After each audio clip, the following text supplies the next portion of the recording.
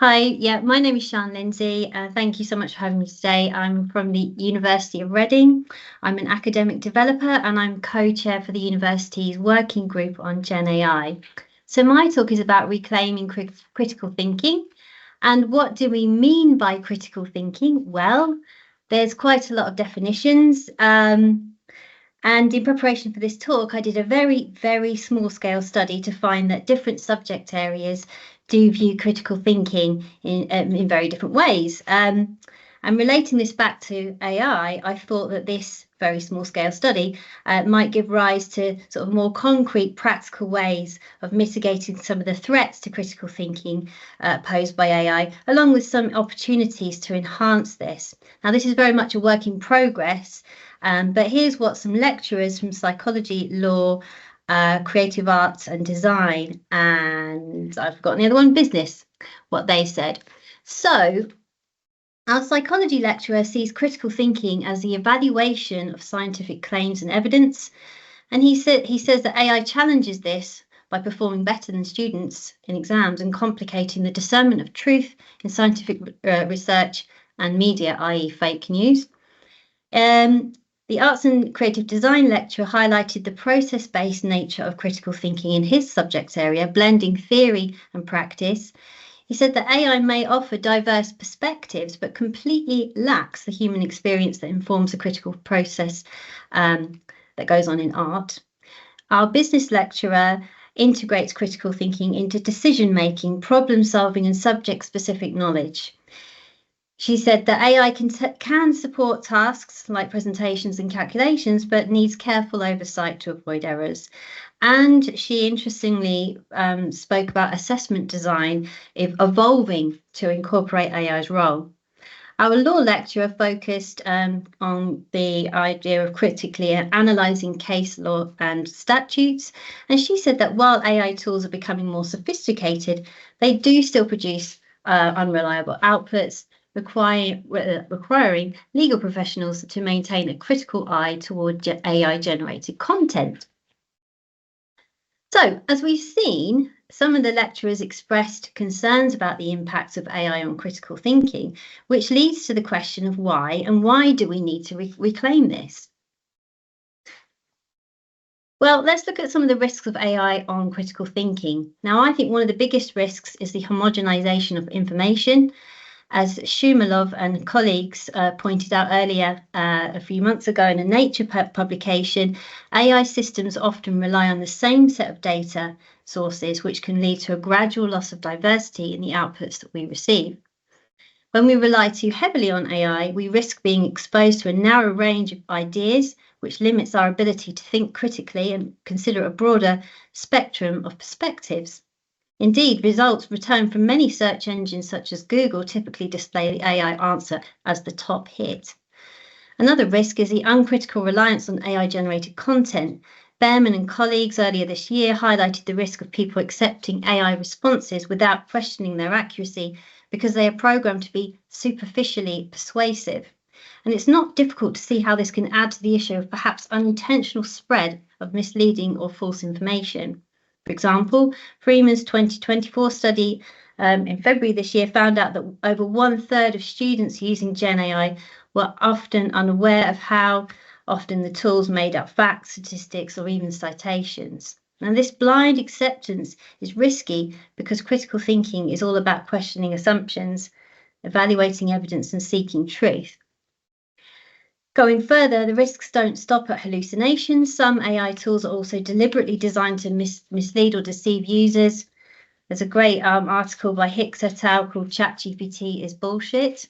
And it's talking about the fact that Gen AI tools can intentionally skew information, which complicates the already difficult task of discerning truth.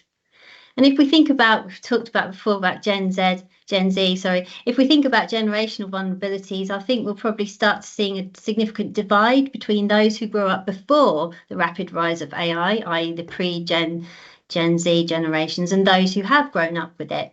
Some of the pre-Gen Z generation may have developed critical thinking skills that weren't influenced by AI tools, but younger generations, I'm thinking in particular Generation Alpha, have been immersed in AI-enabled technologies from an early age. and they may not fully recognise the limitations of these tools or the risks they pose. Again, as Behrman warns, those with limited understanding of how AI works may uncritically trust AI outputs. Perhaps some of us pre-Gen Zers are the lucky ones, as we have developed a solid foundation of knowledge and the practical experience necessary for discerning these hallucinations, discerning this misinformation. But at the same time, we're also at an advantage because we can take full advantage of all the features and efficiency savings that Gen AI tools have to offer. And I do think we have a responsibility to help our younger generations, including our students, to really understand these risks in order to reclaim and preserve the art of critical thinking.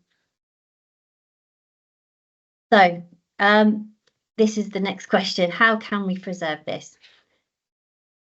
Yeah, I've found that when talking about Gen AI with teaching staff, the discussion inevitably shifts to assessment. And in a sense, I think that this is a good thing.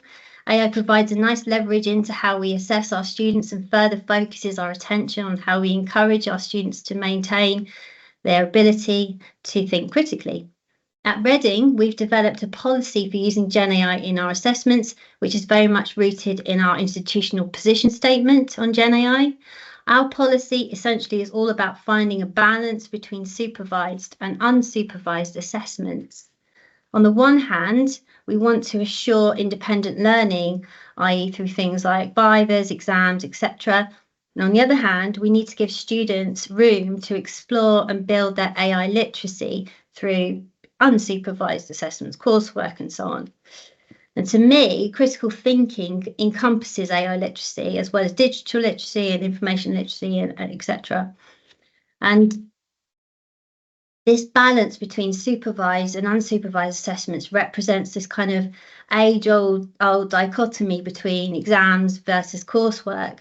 Once again, AI shines a light on this long-standing conundrum. As an institution, we can't dictate what this balance should be. That decision rests with the programme teams. We like to encourage them to take a holistic approach to assessment at the programme level, and this will vary across disciplines, just as definitions of critical thinking does. Our Gen AI and assessment policy involves a 3-category system. We have category 1, where no Gen AI is allowed, and these tend to be our supervised assessments, where we need to guarantee independent learning and work done by our students. We've got category 2 assessments, where Gen AI tools are allowed to be used to support learning and development of the assessment, but their use isn't explicitly assessed. So here, AI might be used to help brainstorm ideas, but students must acknowledge the use of these tools, and they won't be credited if or how they use them. With category 3 assessments, Gen AI is encouraged, it's expected to be used, and it's assessed, meaning that students are evaluated on their ability to critically engage with AI outputs and processes. Now, while category 3 isn't common just yet, and I actually don't know anyone that's using it, I do see it as really key to preserving critical thinking, because it asks students not just to use Gen AI, but to critique it, understand its limits and its strengths. Setting the parameters for Gen AI use for category 2 and 3 assessments is a bit messy, and for various reasons our staff have found this a bit of a challenge. However, these parameters can really be explained well through our assessment briefs, which are given to students before a summative assessment is set. We have some exemplar assignment briefs in our guidance, which is online, and I can point that out, signpost that at the end. We have at the moment that the assignment briefs are very detailed and importantly are very clear that just because we allow Gen AI use for an assessment, this is not a license to copy and paste Gen AI outputs and pass them off as the student's own. But I would argue that in order to preserve the aspects of critical thinking, our assignment briefs do actually have to be quite detailed. And it's also really important that students know how they are expected to use Gen AI tools, because they're so pervasive nowadays, and it wouldn't be fair to be quite vague. Sorry. Thank you. In my workshop with staff, I stress how important it is to be transparent with students about Gen AI, give them opportunities to practice critical thinking with lots of formative assessments. I encourage staff to let students use Gen AI informative work as a tool and as a point of comparison, but nothing more. The quote from Behrman again displayed here encapsulates that again quite well. It means that we as educators must be the ones who set the standard for quality and the standard for critical judgment and teach our students to do the same.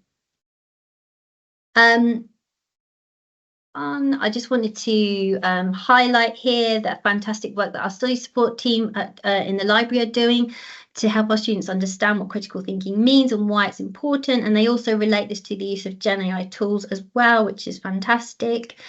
So in conclusion, I believe if we design our assessments thoughtfully, offering a good balance of supervised versus unsupervised assessments, and being transparent with students about what the risks of over-reliance of Gen AI tools are, and being transparent about what our subject-specific definitions of critical thinking are, then we can really help ensure that our students continue to grow as critical thinkers, actively questioning and assessing the credibility of all content that they encounter, not just that which is generated by AI. So I leave you on that slide. Many thanks to all my colleagues at Reading, and feel free to drop me a line. Do check out our guidance as well. It's all online, and everyone can access it freely. It's like got Creative Commons license on it as well. So thank you very much for your time. Thank you so much, Sian. A really great talk, and looking at all the reactions coming in there, I think that's gone down really well. So thank you so much. If it's okay, I'm going to just ask one question because I know we're running a bit tight on time. Regarding your 3 categories of assessment that you talked about, I know that a number of universities across the country are kind of implementing this kind of approach now. I really like this idea, but I do wonder, given how integrated AI is, how do you define the kind of the not allowed part of that? Because I completely get the kind of, some people have done like a traffic light system, the amber and the green, but when it comes to red, it's how do you define that kind of, or do you define what is and what isn't allowed? So is it allowed in the assignment preparation, for example?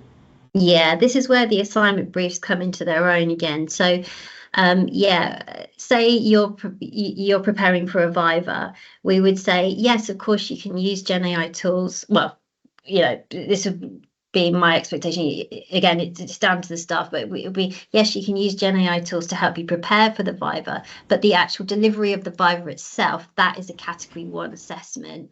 So we kind of cover all those nuances within the the assignment brief, because that's where it does get quite messy, and I appreciate that. But because we have to assure student learning, that's kind of where it's all a balance. It all comes down to sort of making sure that you've struck the right balance. I agree. I think that's very important. I think you're hitting the nail on the head in terms of the assignment brief there, and I guess that's where consistency also might have to come in as well in terms of the assignment brief, so students can they get to know, they know what it looks like, so they know where to look for it, so all of that sort of thing. But yeah, that's really good. Thank you so much. Thank you.